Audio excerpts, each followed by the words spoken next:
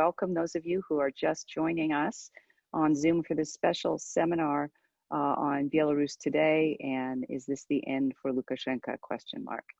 My name's Catherine Stoner. I'm the Deputy Director of the Freeman Spogli Institute for International Studies here at Stanford University, and I'm also a Senior Fellow here. I'm a specialist on Russia, and so we'll talk a little bit about that on our panel today. But we've assembled what I think is a stellar panel of FSI scholars focusing on this region and on the issue of political development more generally. So first is Michael McFaul, the director of the Freeman Spogli Institute, professor of political science, senior fellow here at the Freeman Spogli Institute and also at the Hoover Institution.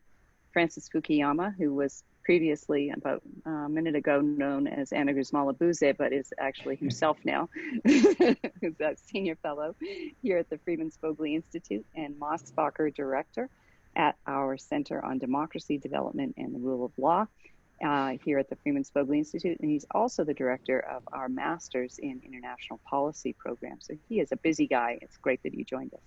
And finally, Anna Guzmala-Buze, who is also a senior fellow here at the Freeman Spogli Institute, director of the Europe Center at our institute, and a Douglas Professor of Political Science here at Stanford as well. So thank you, Anna, for joining us, especially on short notice.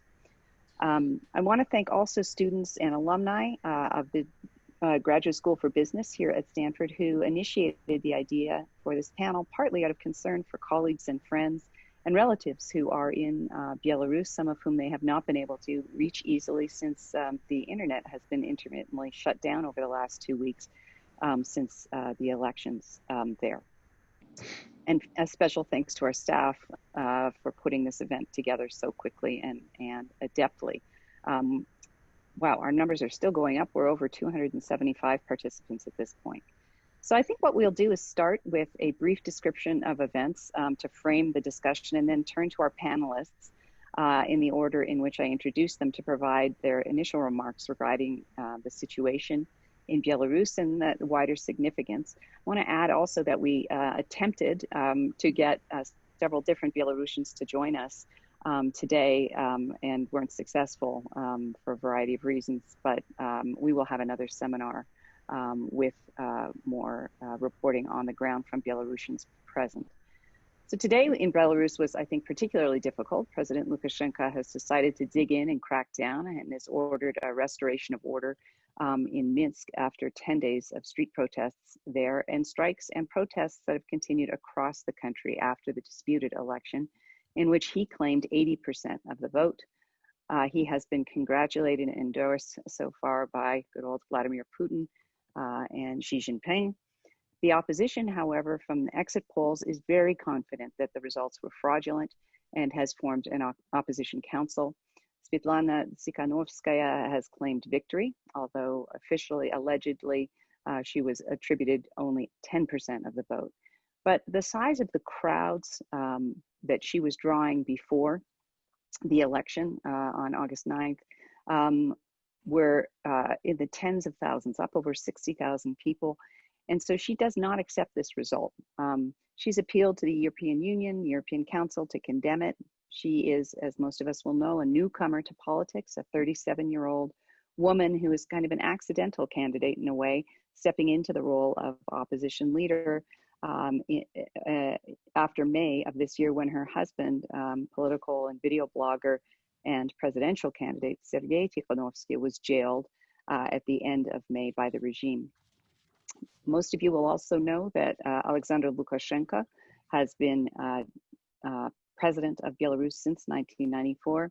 He's popularly known, and I keep hearing this in the press, as the last dictator in Europe, but I think that depends on how you define Europe, since there are some others emerging and some well-established.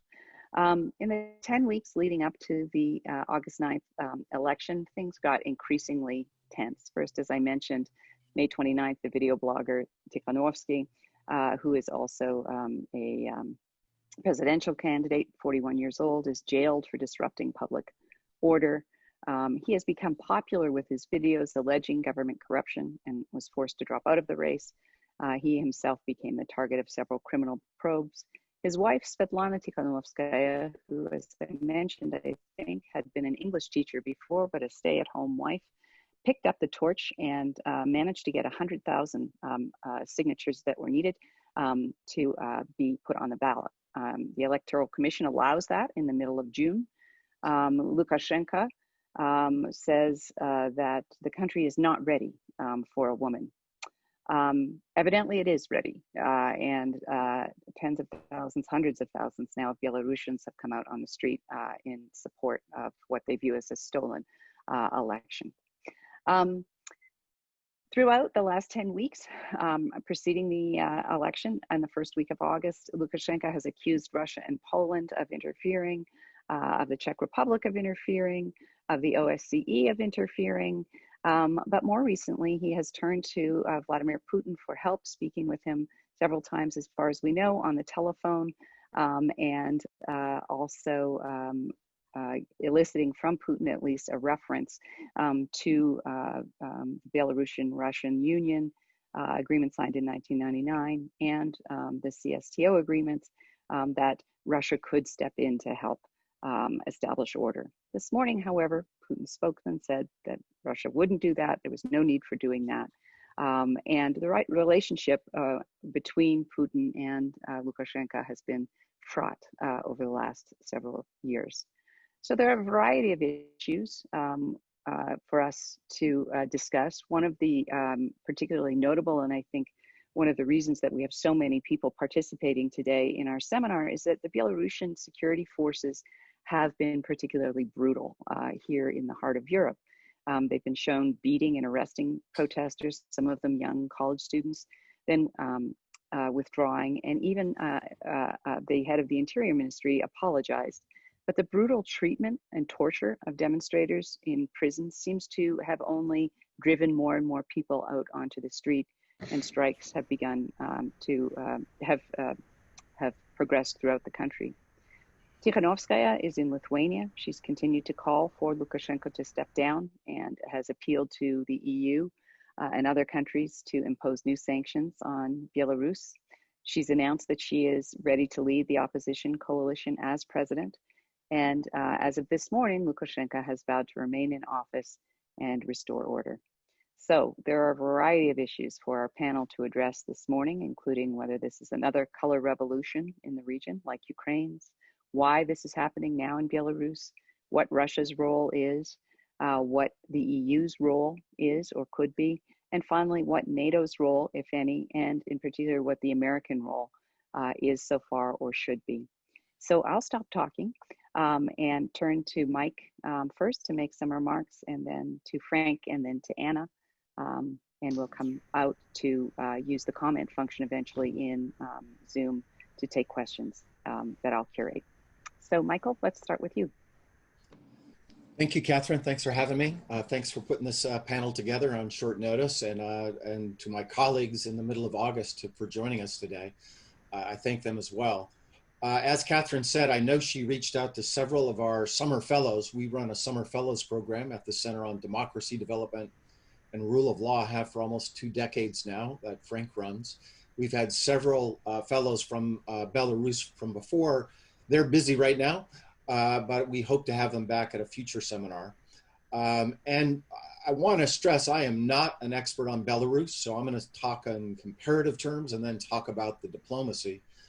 But I do want to say we did have one of the world's greatest experts on these kinds of events with us at Stanford, at CDDRL for 2 years, Vitaly Salitsky, before he tragically passed away prematurely, youthful death. And I just, it's so sad that Vitaly is not with us today, both to witness these events. He was a true patriot of his country, but also to help explain them.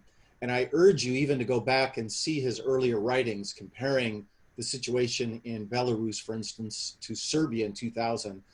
Really a tremendous academic in terms of comparative politics and the politics of what I call democratic breakthrough. I don't like the term color revolution, just so you know, because that term has been appropriated by the Putin regime and most certainly was used against me when I was the US ambassador. I was just on Russian radio a few days ago talking about events in Belarus, and they all introduced me as the the father of color revolutions and the bringer of color revolutions to Russia.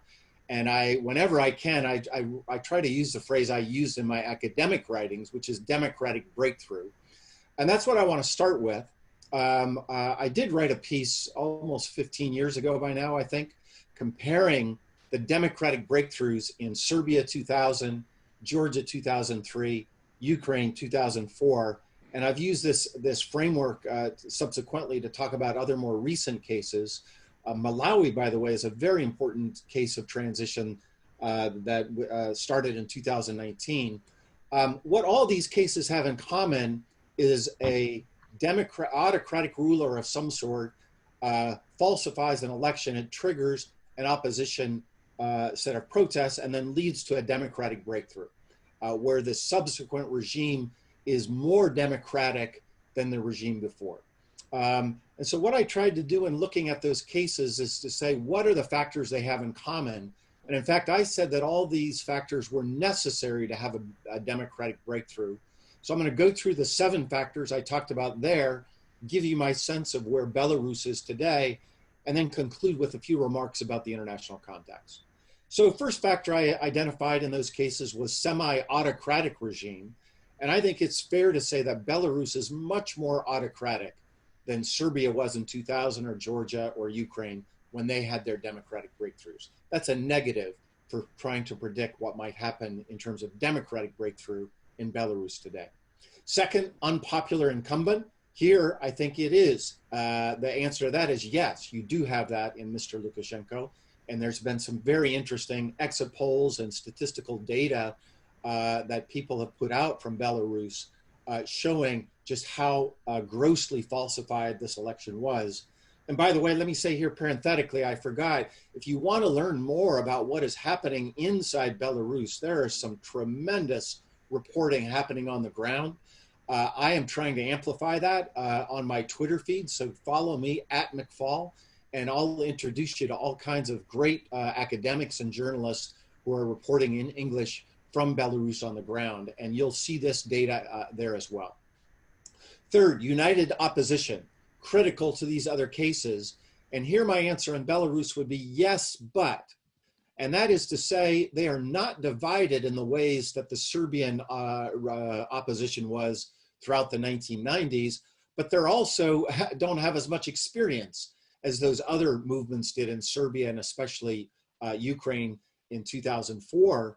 And as a result of that, they don't have the same organizational base. They're just formed an opposition council yesterday, and they most certainly have not yet, has not yet emerged a united opposition figure in the way that you had with Mr. Yushchenko in Ukraine, or Kostunica in Serbia, or Saakashvili in Georgia, although that could change rather rapidly. It did in these other cases. And most certainly Ms. Tikhanovskaya is an incredibly charismatic, uniquely out of the blue politician that I am deeply impressed with. There are some others in that opposition coalition as well. But I would say so far the opposition does not have the experience that these other breakthroughs have. And I would just remind everyone that in all those other cases, there were instances of failure before success. In 1996 in Serbia, in 2001 in Ukraine, and I think we should remind ourselves of that to have democratic breakthrough, you usually have to have some real success, failures before you have success. Fourth, independent media, election monitoring capabilities, critical in these other cases. I would say that did exist and has at least created the perception of a falsified election among millions of Belarusians, and including the international community. Fifth, modicum of independent media. I would say that factor is also present and is much more connected because of the growth of the internet compared to these earlier cases. Sixth, mobilized masses. I would say yes, of course. We were all, at least I was, deeply inspired by the reporting and photos that I saw out of Belarus over the last several days, especially over the weekend. But can it be sustained? I would just put a question mark. I don't know. You can kill dozens of people. We know this from autocratic oppression of other mobilized protests in other countries. You can arrest thousands. it's more difficult to arrest tens of thousands and virtually impossible to arrest dozens of thousands, let alone hundreds of thousands. Size matters with respect to these ongoing protests in terms of whether you get democratic breakthrough or not. And then finally, splits among what I call the quote unquote guys with guns. A critical factor in democratic breakthrough in these other cases I just mentioned. And here I would just say the data so far is unclear. Doesn't mean it isn't happening. We've seen some individual defections, but so far I would say it would be hard for us to know whether those are really deep. And in particular, when autocrats give the order to clear the square, will the generals follow those orders? I would remind you in these other cases, there are some very dramatic stories. I call them generals with daughters. That is, the generals may have a certain set of preferences, but in their families and extended families, there was enough connectivity there to make them not do the wrong thing. And I just don't know the answer in Belarus today. Finally, let me just end with the changing international context, because I think it is radically different today in the year 2020 than it was in the early 2000s. And here I just will compare Russia and the United States. First, Russia is more powerful today than they were in those other cases, and Putin is much more aggressive. We've seen that already. He fears democratic breakthroughs. He knows that military intervention is costly and hard, and has no love for Mr. Lukashenko. I witnessed that directly when I was the US ambassador in Russia. But that doesn't mean he cannot find other ways to manipulate the situation inside the country. One, from teaming with perhaps pieces of the opposition. He did that very successfully in Kyrgyzstan in 2010. I would argue he did a similar thing in Armenia in 2018. I do not consider that card to be off the table yet. And two, he can infiltrate the country without intervening, without sending in soldiers. There's already some evidence that that is happening today as well. Now, some have argued that we should look to Putin to play a cooperative role with his European counterparts and even with the Americans. And I think it's important to say that we tried to do that in Ukraine in 2014, and we failed. Mr. Lukin, his ambassador, his representative, was with a European delegation to try to negotiate a peaceful transition between Yanukovych and the Ukrainian opposition in 2014, and eventually it fell apart. And I would just say, for me, the most tragic part of this attempt was not in Ukraine, but it was actually in Syria, when we tried to work with the Russians to mediate a pacted transition between the Syrian opposition and Mr. Assad in 2011, 2012, 2013, and we failed miserably. That makes me a skeptic of the useful role that Putin might play in such an endeavor in Belarus, but things could change on the ground and make that maybe a necessary condition. And then finally, I'll leave the Europeans. I wanted to say something about the Europeans, but I'll leave that to my colleagues. I would just note that the American position in the world has changed rather radically since the early 2000s, particularly under President Trump and his administration. He's made it very clear that he has a very weak commitment to democracy, most certainly promoting it abroad, but even here at home, I would say. Moreover, President Trump adores President Putin. That makes him less likely to do anything that would somehow disappoint his interlocutor in Moscow. Secretary of State Pompeo, I think, has better instincts on these issues, but I was struck by the absence, not one word in a speech devoted to democracy in Europe. He was just in Prague a few days ago. He gave a whole speech to democracy in Europe, in Central Europe, if I'm not mistaken. He did not mention the word Belarus once. That was deeply disappointing to me. And by the way, I do think there's a very capable diplomat in the Trump administration right now, Deputy Secretary of State Stephen Biegun, who has real experience working in Russia, respected in Europe, used to work for the International Republican Institute. If he were empowered, I think he could be a useful partner to our European colleagues in some mediation agreements, or attempted it. So far, I haven't seen that he has been empowered to do that. And that means I think it's all up to the Europeans. We are absent here, and I have a few things to say about them if we get a chance maybe later, but I think I'll stop here and let my colleagues add what they like about Europeans, Russians, Belarusians, or otherwise. Thanks for having me. All right, thank you. We'll turn to Frank, and I should apologize to you, Michael, because the one accolade or title I didn't add when I introduced you was that you had been U.S. ambassadors to Russia from 2012 to 2014 under President Obama, of course. So I apologize for that, but hopefully most people knew that. All right, Frank Fukuyama, over to you. Okay, thanks. So I'm actually going to elaborate on some of the points that Mike already made. That's the problem of going second. Let's just begin with the discussion. I've been following this back and forth among many people that follow that region about whether Putin is likely to intervene to prop Lukashenko up. And there's arguments back and forth. I would say that on the yes side, what you need to keep clearly in mind is that the threat that's represented by what's happened in Belarus to Russia is not a security threat. It's not that this is going to open up a corridor by which NATO could threaten Russia. That's just silly. The real threat is an existential threat to Putin's regime, because the kind of popular uprising that suddenly gets to such a scale that it's really not containable by the security forces.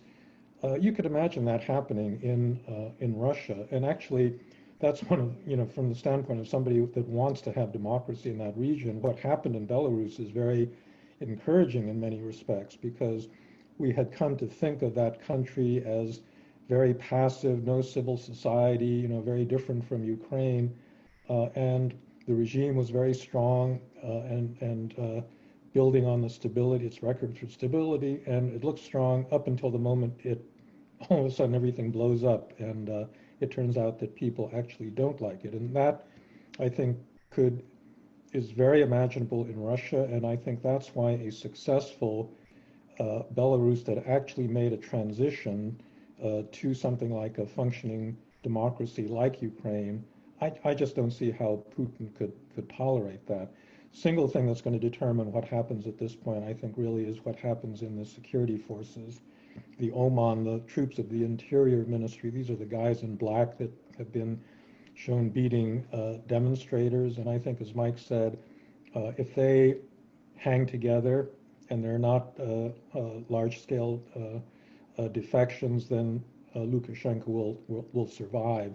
In Egypt, in 2011, the security forces and the army basically turned on Mubarak, and that's why Mubarak fell. And I think that's really the critical variable. Now, that will very much determine Putin's moves, because if he thinks that Lukashenko will hold on, he has absolutely no reason to take more aggressive steps than that.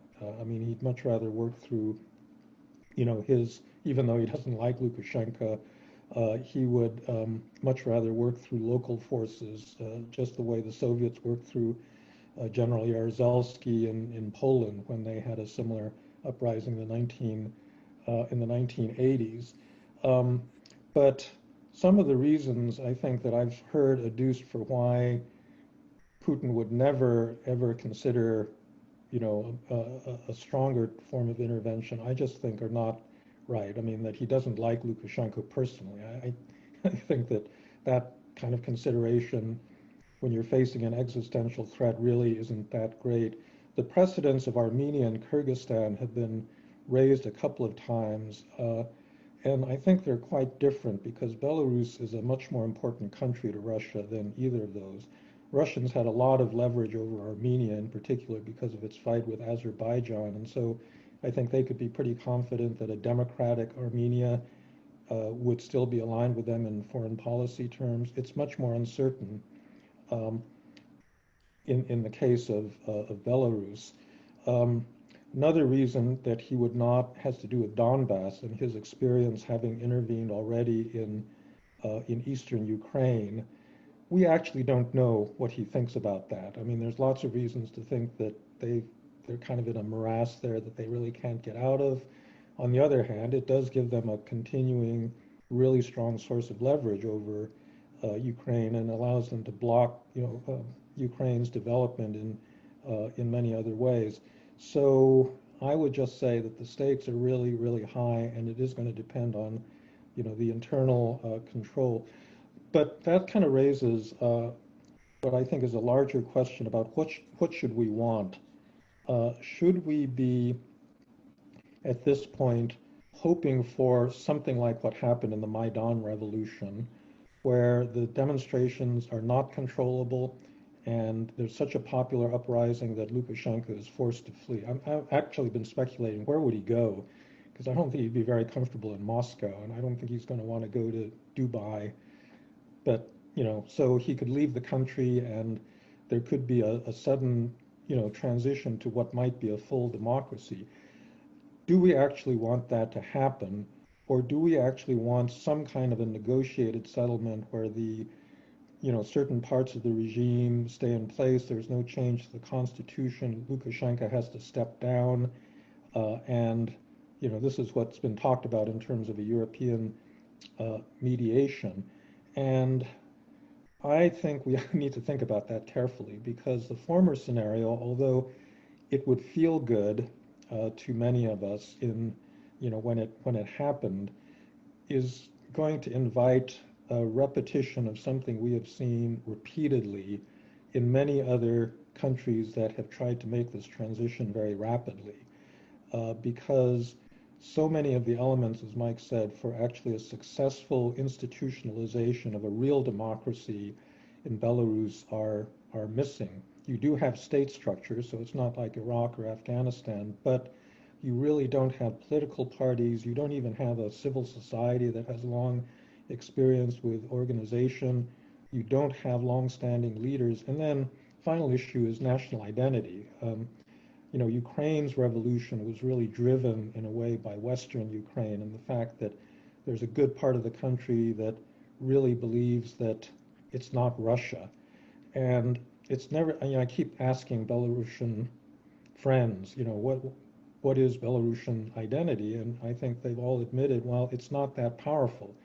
It's certainly not something that builds on the kind of traditions that people in Western Ukraine had in terms of language and culture and so forth. And I think that's going to also be a weakness for the future. So let me stop there. All right, thank you. Anna, do you want to talk a bit about Europe and their role? So I'll just briefly make 3 points about the role of Europe here. I think the first point to make is about the European Union, which has learned its lessons from Ukraine in 2014. So it's gone from a fundamental concern with stability and it's a kind of obsession with separatism and totally missing the story on the democratic developments in Ukraine, to much more quickly seizing the moment in Belarus. So we have Merkel and Macron meeting with Putin initially, trying to figure out what to do. And now the entire union has shifted very quickly to calling for new elections, to imposing targeted sanctions, to calls for negotiations, and most recently today, basically an insistence that it will not recognize the results of this election as free and fair. So this is something in the European Union, as Mike pointed out, is basically stepping in where the United States would usually be, and is acting as both an arbiter and a sort of a judge of the entire process. So I think the European Union has definitely learned its lesson. The second European player that we ought to pay attention to is Hungary, because Hungary is both an authoritarian, basically an authoritarian country in the middle of the European Union, and Belarus's best ally within the EU. So, Orban traveled to Minsk in 2016. He traveled to Minsk, in fact, in June to meet with Lukashenko and reassure him of his support. He was instrumental in lifting the sanctions in 2016, and so on. And so initially, Hungary was talking about some kind of a negotiated solution, not ostracizing Belarus, et cetera, and now has also shifted its tone. And so the biggest ally of Belarus in the European Union, Hungary, is now calling for new elections.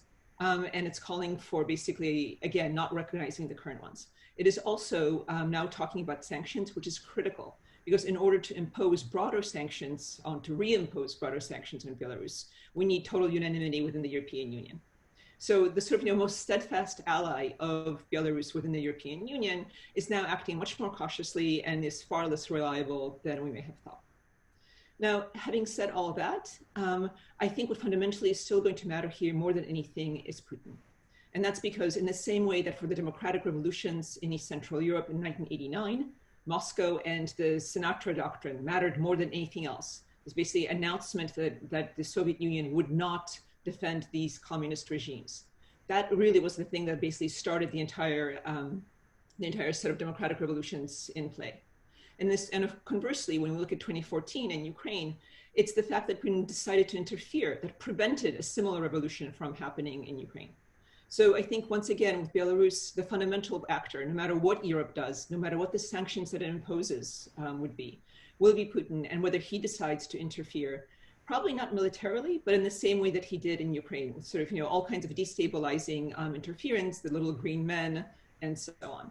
So I think for all that Europe is trying to do, and for all the signals it's trying to send, the fundamental actor is the local hegemon, and that's Moscow, both for the kind of reasons that Frank mentioned about national identity and its view of Belarus as a protectorate, and because of the very strong historical and political precedent of Moscow matters far more than the rest of Europe. Thanks. All right, thanks very much.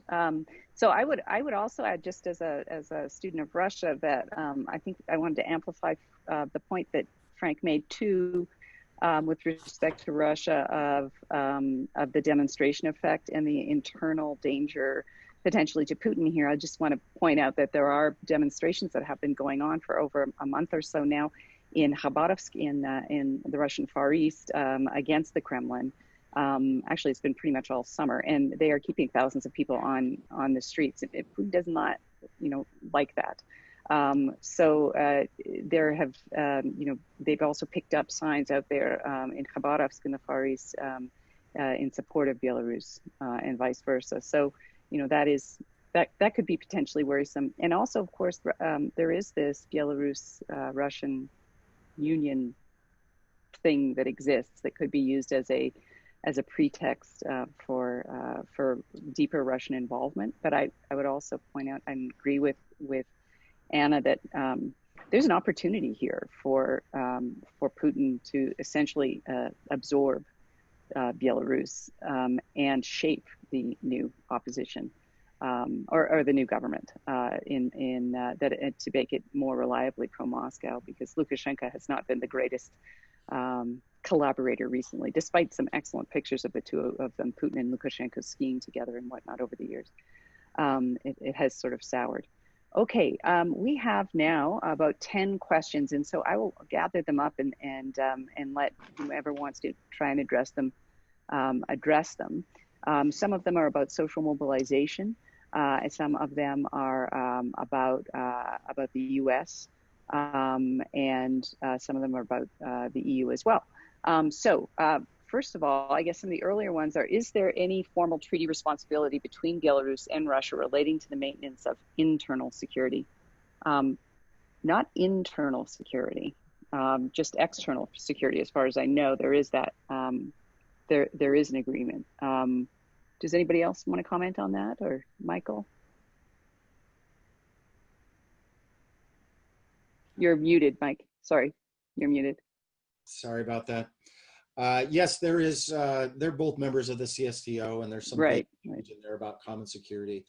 But external only, not with respect to internal. Like if you have an internal uprising, I'm going to come and help you put it down. That's not in that agreement. Well, but it doesn't matter. Is what I was going to say. Yeah, I was only asking because the question is internal. Yeah. Right, but what I wanted to answer is, it doesn't matter what the formal treaty obligations are.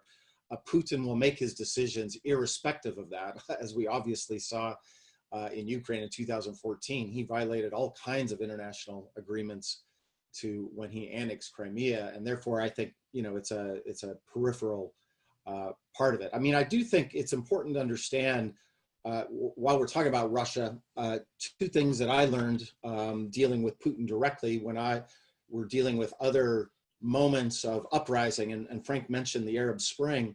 We were trying back in 2011, when I worked at the White House before I got to Moscow, to work with the Russian government to say, work with us to help pact a transition along the ways that Frank was talking about. We're not talking about the democratic change here. We're talking about a way to avoid civil war. And President Obama's argument always with respect to first Libya, but especially Syria, was if we act now, we can avoid violent revolutionary change that will not be in anybody's interest. If we wait, it'll become more violent, number one, and the extremists will have more power, number two. That was our argument, especially about Syria with Vladimir Putin. And I remember very vividly in this, we met in Los Cabos once, summer of 2012, where Obama presented this kind of argument. And we know how events move later in Egypt, right? So remember, this is 2012, before we know what's going to happen later with the regime. But Obama was saying, look what we helped to do in Egypt. Yes, the SCAF took over. Yes, General Tantawi took over. We encouraged them to do that. I think when the history is finally written, there's way more involvement there than is known so far. And our motive was to avoid bloodshed, because our assessment, our intelligence assessment, was that if he tried to use the guys with guns to clear Tahrir Square, it was going to lead to lots of violence and more extremists coming in, jihadists coming in to fight against the regime. So it was not, I think sometimes these arguments get framed as democracy versus autocracy. We were trying to avoid bloodshed in that argument. And the way I remember it, I need to say that for the record, because I can't quote things.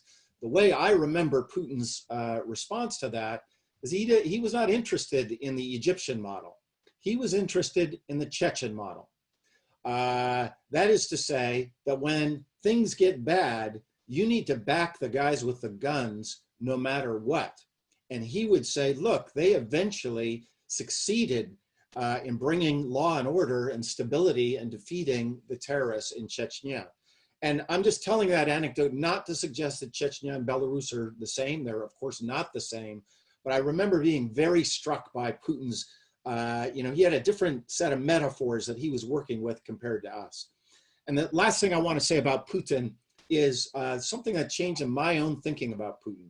I used to think that Putin just used this fear of color revolution and Secretary Clinton making a statement about the unfree and fair elections in Russia in 2011, just instrumentally to mobilize his base to win the election in 2012.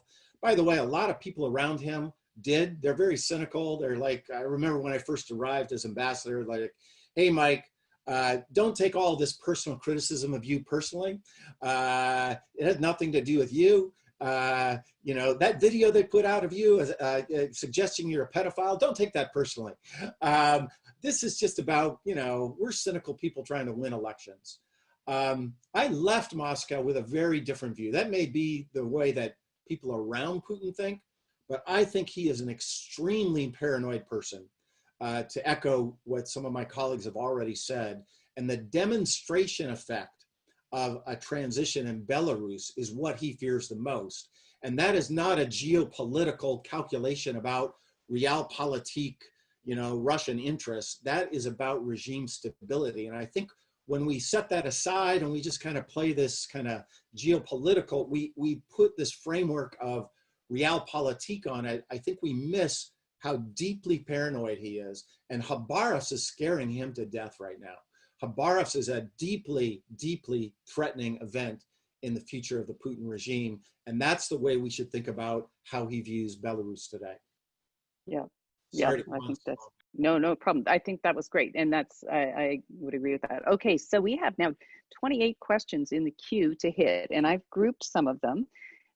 They are, sort of roughly in the area of society and trying to explain why this is happening now in Belarus. And a couple of people are intrigued by the statement that that Belarus is different from Ukraine, in that Ukraine had a pretty well organized civil society. And Frank had mentioned that they don't have this, and I think Michael, you had mentioned that as well. And what advice some of our panelists might give to the Belarusian opposition, and in terms of trying to organize, and also what what a middle class can do. One of the questioners points out that there is actually a middle class in Belarus. This is partly who we're seeing out on the street, and so wants to know what more they could do. So there's also a question about there are a couple of questions about national identity in Belarus as well. So I'm not sure who wants to grab that and the importance of national identity, for example, in terms of keeping things going. Frank, I think you were the one who brought that up initially, but also sort of society more generally, and addressing this issue of why is this happening now? This is not the first election that Lukashenko has stolen, stolen is a fine word, but has committed fraud in terms of the results. In fact, I think we even can find quotes of him saying, yeah, it looked too good, so I brought the numbers down from 90% to 84 or something. So why now is this being effective as well? Does that have something to do with society? Is it the moment? Is it the international community? Why exactly? And then I'll move to some of the other questions. Who would like to touch that? Frank and Mike, you're muted. I think Frank's talking, but he's muted. Yeah, there I am talking. Yep. So I don't think any of us can explain, timing for these kinds of events, and even retrospectively, it's hard to do that. One factor could be COVID. This is a point that Nancy O'Kale has made, that unlike other calamities, the cause and effect relationship between bad policy and bad outcomes is much more evident in the epidemic, because death rates start going up, and Lukashenko has been really ridiculous about not taking the disease seriously. And I think that people probably notice that their neighbors are getting sick, and this somehow has to do. So it's a really clear example of a bad governance. The question about the middle class is interesting. So there's a fact about Belarus that I think many people are not aware of. Last year, it exported $2 billion worth of software. Now, probably $1 billion of that was one game called World of Tanks, which is, if you're on Twitch, it's like one of the most popular games being played there. But they have a big high-tech sector, a lot of engineers, very sophisticated, good educational system. And so in a way, the question isn't, why all of a sudden are they getting mobilized? The question may be, why did it take so long? Or, given that there were a lot of conditions there of a relatively well-educated, European-oriented population. They've been their history is heavily entwined with Poland's and, many other parts of Western Europe. And so in a way, they're like Ukraine in that sense, that, they can see what's going on. They've had, I guess, for the last year or so, pretty open access to internet and information sources about things going on in the West. So I think those may have been some of the contributing factors. You're not mentioning a charismatic woman, I notice. Yeah, a charismatic woman. That's another interesting thing about the protests, is how big a role not just the leader Tikhanovskaya played, but also just women in general. I mean, they had a mother's wall as well. I mean, that, organized, and that's also, I think, just a sign of their social modernization. That like in many post-communist countries, women play a big role in the economy, and they're well educated, and that's part of the coalition that I think has sprung up. Yeah, right. And the pictures of the trio of three. Anna, and then Mike, I know you want to jump in too. Just very quickly on that point, I think it also bears reminding that Tikhanovskaya is in effect a substitute, right? I mean, the original candidate was Sergei Tikhanovsky. He gets jailed. She steps in as his wife, and as do two other women who are basically the wives of jailed opposition leaders. And so I think there's something especially outrageous about sort of this is not just about another person, right, or another candidate. This is about a much broader sort of sentiment in society that they just are so sick and tired of Lukashenko. And for him to not only jail these presidential candidates, but then to basically exile the wives is just a double slap in the face. And so that may have played a role as well. Right. Yeah. Interesting. Mike? A couple words on precipitants and then the structural conditions of democracy. I agree with my colleagues. I think that reporting shows that the pandemic played a big role in his gross mismanage of it. I also think the way he just completely, to Anna's point, grotesquely stole this election by arresting these opposition figures and then saying he won by 80%. He was just violating the dignity of Belarusians. That's what I've heard over the last 10 days, talking and corresponding with lots of Belarusians. That was just stupid. It was just bad autocratic behavior, right? And I think that's when people just said enough is enough. And I just want to underscore some things Frank said, because, my list, I was just comparing straight up my judgment on those factors. But I do think there are some positive factors for long-term democratic development in Belarus that should be remembered. One, GDP per capita, this is a very rich country. They're one of the richest non-democracies in the world right now. They're one of the most educated countries in the world that is not a democracy, as Frank said. They have a booming IT sector, as Frank said, and they don't have oil and gas. That's a really positive thing. That means you need taxes in order to sustain your economy. You have to rely on the social base and the middle class in order to form a government. Unlike, what Mr. Putin or the Kazakhs have to do. They don't have that. They don't have those resources except for the subsidization that Lukashenko has gotten from Putin. Let's not forget, when people talk about meddling, there's been billions and billions of dollars of subsidies from Moscow to Belarus over the last couple of decades. And then the final thing I do want to make sure we say, is the Belarusian civil society as robust as Ukraine? My guess is, I don't know what the measurements would be, but anecdotally I would say no. But I don't want to leave people with the impression that there's not civil society in Belarus. There is. There are some incredibly brave leaders of organizations that have been around for decades, some fantastic non-governmental independent reporting that is happening. And remember, so it may not look as impressive as Ukraine, but given the constraints, it's still there, and they have played an incredibly important role in this moment so far. And then the final thing, Telegram, Pavel Durov's company, fantastically useful in Belarus today, and the workers. And here, again, history doesn't repeat itself, but it rhymes. But I'm struck by that this is not just right now dominated by intellectuals in Minsk. There is a much wider, different social sectors involved. Now they're intermittently involved in the tractor factories, workers, only 20% went out. Today they're not there. But I would pay real attention to workers. I think people forget that the collapse of the Soviet Union in 1991, literally it's the anniversary of the 3 days of the coup that happened, started today. The NPG, the Independent Miners Union, played a fantastically critical role in the destruction of the Soviet Union.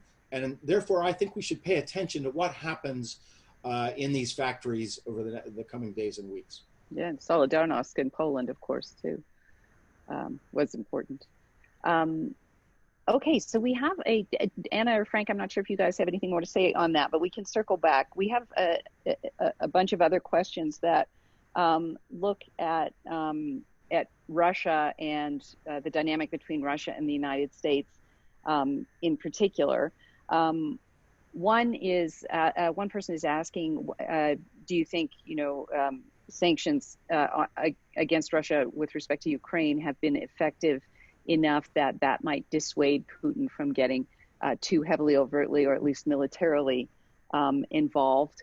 And then what exactly is the role of Europe in all of this, and of the United States? Was it perhaps tactically not such a bad idea? One person asks that Pompeo didn't really say anything about Belarus because we've long ceded this issue to Europe anyway, and that it may have made matters worse, not better, for the Belarusian people had he said something.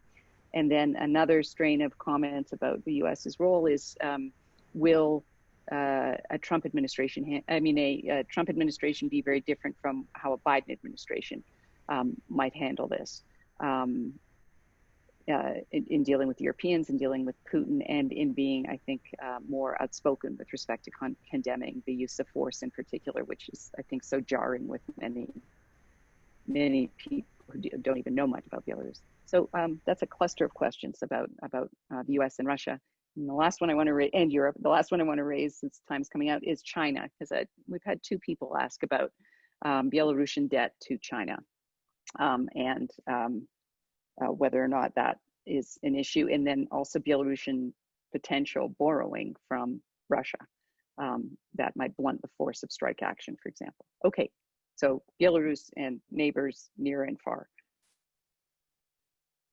You asked too many questions there. Sorry, I'm trying to jam a lot in the last few minutes. You know, maybe I could just start by picking out one that was in the chat, which has to do with the geopolitics and how important that is. So the question was, could Russia live with a Finlandized but democratic Belarus? And that's, I think, a really critical issue. That's kind of the Armenian model. So nobody would question that the cost of overtly intervening for Putin would be very high, and there's lots of reasons why he wouldn't want to do that. But in the end, could he accept a Belarus that was very democratic, had a free press, people could criticize whatever, but they didn't try to join NATO or, so Catherine's shaking her head. And I think this gets back to the point that Mike made, that the real threat to Russia is the democracy.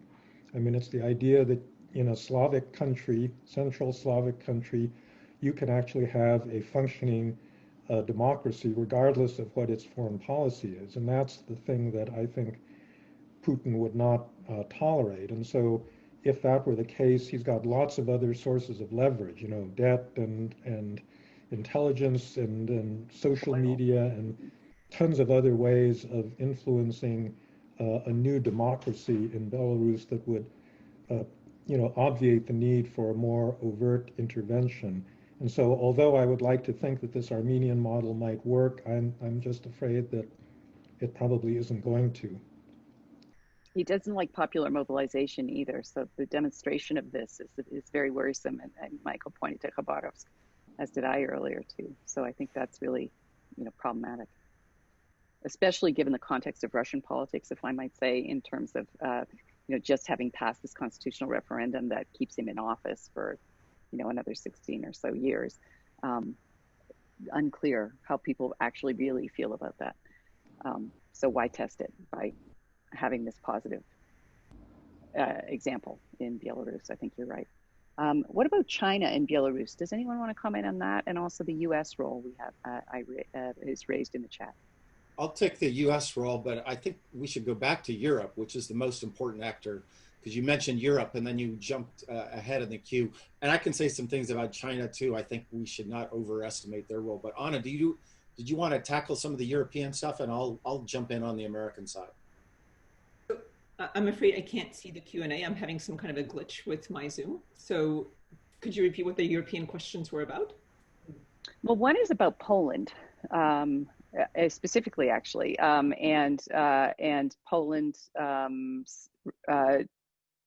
This is a questioner says there's a huge role being played by the Polish government supporting the opposition. Please mention that. Marszewski is trying to get the EU Council to take concrete action. Are you aware of that or any role Poland is playing? So I think it bears remembering that there's a Polish minority in Belarus and a Belarusian minority in Poland. So something like 400,000 Poles living in Belarus and 40,000 Belarusians living in Poland. So tensions with Lukashenko have always been high, and there's always been sort of a support by the Polish government of whatever democratic overtures or mobilization might be happening in Belarus. But what's happening currently is basically that the Polish government, along with Czechia, Slovakia, and Hungary, and the Baltics are basically speaking as one and demanding new elections and Lukashenko to step back. What's interesting is that unlike Ukraine, there's actually been a split within Poland of some sort where the ultra-right wing basically views Belarus as Russia and wants it to, and couldn't care less about it. In Hungary, ironically enough, Jobbik, which is traditionally the very right-wing party, has outmaneuvered Orban and was the first party to call for the preservation of, and I quote, civic democratic values, which they themselves don't observe, by basically having new elections. So there's very much support for this. It's not as uniform as it was with Ukraine, but nonetheless, I think all of Europe is basically speaking with one voice at this point. Mm-hmm. And just quickly on China and the U.S. On China, I would just say, they recognize the regime, they have the relationship, they support autocrats, they also support sovereignty. And I just remind you that despite the incredibly close relationship between Putin and Xi right now, President Xi did not come to Putin's aid when he annexed Crimea in 2014. So I think they're just going to stand on the sidelines. I wouldn't expect them to do anything dramatic one way or the other. With respect to the United States, I would just say two things. One, just analytically, I just want to reiterate what I said in the beginning. The Trump administration is not involved. They don't want to be involved. The president himself doesn't. So they're not going to be involved. And that nobody seems to care about that is really striking to me too. That is something fundamentally different than had this happened just 5 or 6 years ago, let alone 2 decades ago. But the second thing I want to say about, are sanctions effective? Was it really smart was it prudent for Mr. Pompeo to not mention Belarus? I just have a different view on that. One, I think we spend too much time thinking about, is this statement or that statement going to piss Putin off, and then he's going to do something because of our statements.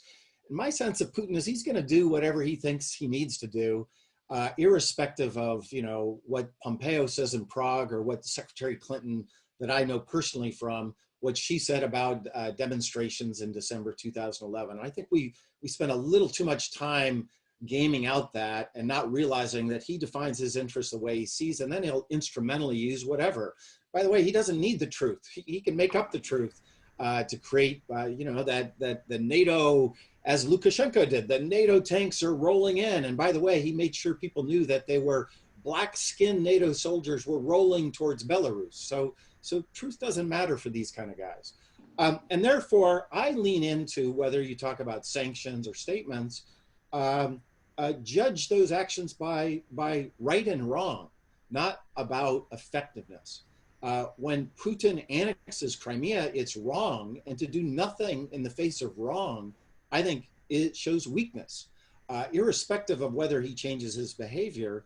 And likewise, when you see brave Belarusians getting beat up and arrested, and to say nothing, that undermines our morality.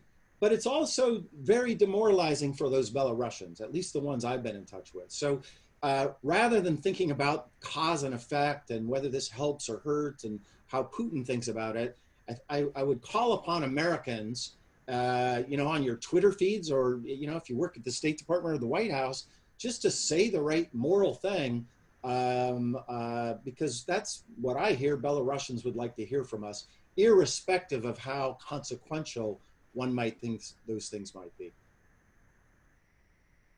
Thanks. That's helpful. And actually, that leads, I think, to our next set of questions, which is about strategy. If you were going to give advice to the opposition within Belarus, what would you tell them? And about mobilization, and then also we have a couple of questions here about what Belarusians in the U.S. could do to help the situation, raise awareness, publicity with the international community, and keep attention on this. So any of you want to comment on that, the strategic questions?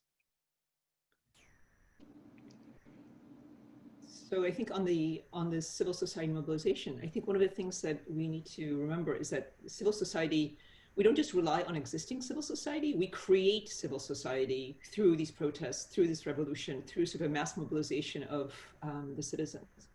And I think, there are 3 things to keep in mind that have worked in the past, at least if we look at what Mike doesn't like to call the color revolutions, or at Hong Kong or Taiwan, right?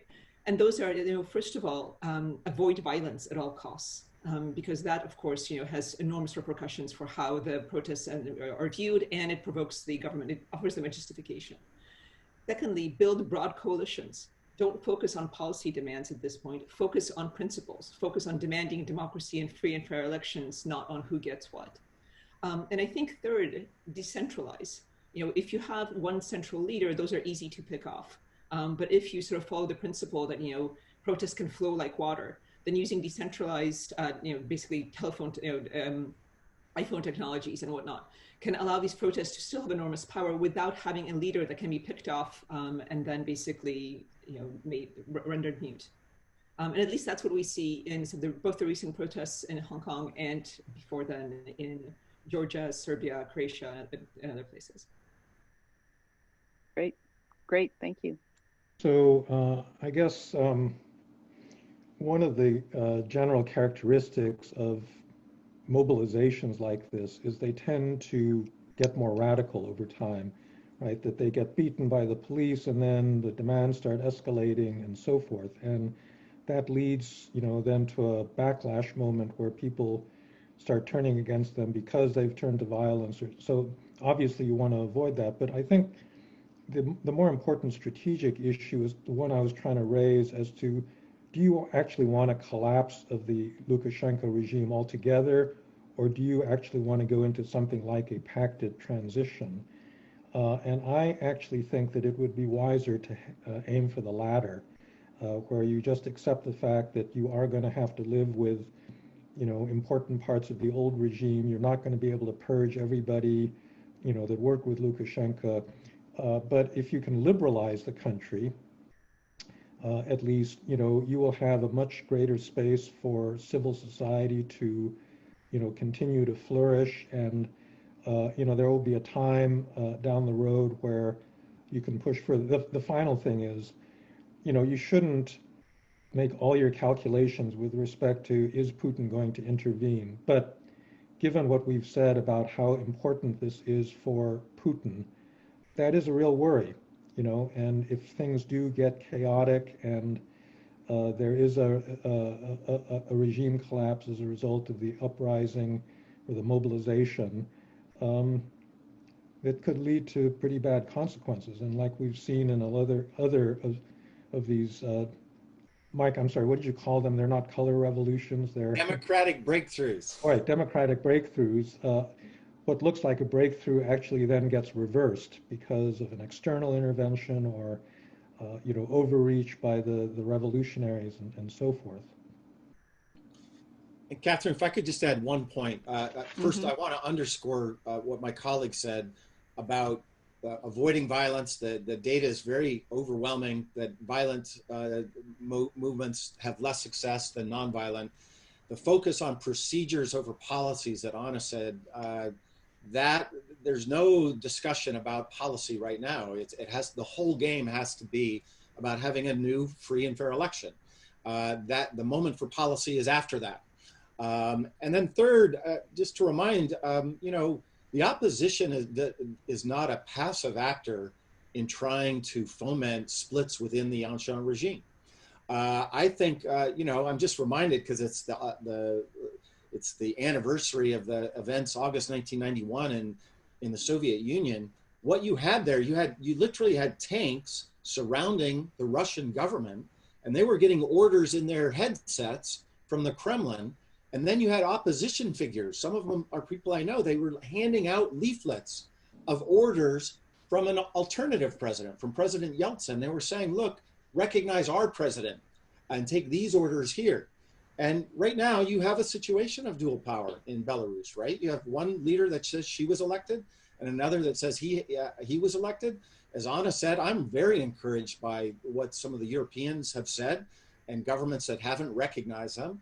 That creates space to work to try to peel off some of those people and do it, one, to mobilize them to say, hey, do the right thing for your children and grandchildren, but also remind them of the consequences of not doing the right thing. Remind them not just of sanctions, remind them of The Hague. Remind them that they can be indicted and picked up on red notices the next time they might be, vacationing in Greece. So it's not all just a positive thing. remind them that if they do the wrong thing, there could be really negative consequences. And right now they have a choice, at least not to do the wrong thing, to sit on the sidelines. So I would watch that space as really important. Most democratic transitions that are successful have some split in the old order. That's a space one should watch analytically. And that too, that there's something that might be done there, both by, well, principally by people on the ground in Belarus. So I know there are a few questions about what Belarusians in the United States can do that you guys would suggest to bring attention to this, especially at a moment when the United States and to some degree Europe too is of course distracted with COVID in the case of the United States, of course, with our election. Part of the genesis of this event was sort of the broader Belarusian diaspora in the Stanford area wanting to be able to inform and to do something. So what would be your suggestions, all of you, on that that they could do that would be, you know, constructive? Well, just to jump in to echo my last point, Belarusians in America can do that too, Right. and Europe and all over the world. There's a large diaspora, 2.5, 3 million by some estimates. Another positive factor for democratization, by the way, when you think comparatively, those people can play a tremendously important role if there's a breakthrough. And in a society as small as Belarus, that means everybody's connected to everybody. I'll bet you there's lots of people working in the Silicon Valley that know generals in Belarus and know intelligence officers. Mm-hmm. It's their uncle or their great uncle or their girlfriend's uncle. And emails and messages that are personal about what I just talked about are way more consequential than anything Secretary Pompeo or a European leader would say. That, I think, is a very concrete thing to do. And then second, I would just applaud them to help keep the attention of the outside world to what is happening in Belarus. It comes and goes, but I would just encourage people to keep, the attention of all, we're here today because of Belarusians, right? To Catherine's point, and I would just encourage you to help those that have an ability to bring attention to the facts in Belarus, in Europe especially, to keep continuing to do so. I think that's very useful. Yeah. Okay. So by writing senators, tweeting, making sure people are informed. The last question I think we really haven't touched on. We only have 5 minutes left. But what is your sense of how things might change, all three of you, if we had, we're in the midst this week of the Democratic convention, the Republican convention is next week, if we had a different president. So, what is your sense if you're giving advice to a Biden administration about what they should do, and what do you think they will do with respect to relations with Europe and handling this Belarusian issue, and also with respect to Russia? Well, I think they'd clearly be rhetorically different. They would criticize the election and, say at least what the Europeans have been saying. And the mediation effort may actually become a joint one where the United States was actually participating, like in the Balkans, where both Brussels and Washington were critical in fact, the U.S. took the lead in Dayton, but, after that, the Europeans and Americans kind of shared oversight of that whole region. I would expect, you'd probably have something like that, but I don't think that we should overestimate either what the U.S. can do in that part of the world, because there are a lot of actors for whom it's a much bigger, who have a much bigger stake in it than we do. Mm-hmm. I think if there is a new Biden administration, it will be rebuilding America's democratic credentials. And that means both prioritizing and building up capital that it currently doesn't have at all. And so I think on the one hand, Belarus isn't going to be a priority. On the other hand, it might be a useful proof of concept, right? This is the first opportunity for the Biden administration to show its new commitments. Mm-hmm. Interesting. Catherine, I just add to that. I worked for the vice president for 3 years at the White House. I traveled to Georgia, Ukraine, Moldova with him. His assignment in the Obama administration was those countries, and Obama dealt with Russia. He has decades of experience of working with that part of the world, not just the transatlantic, the Munich Security Conference, but he's been engaged in that part of the world literally for decades. And his chief foreign policy advisor, his name's Tony Blinken, is one of the most knowledgeable people about East Central Europe in the foreign policy world that I know, period.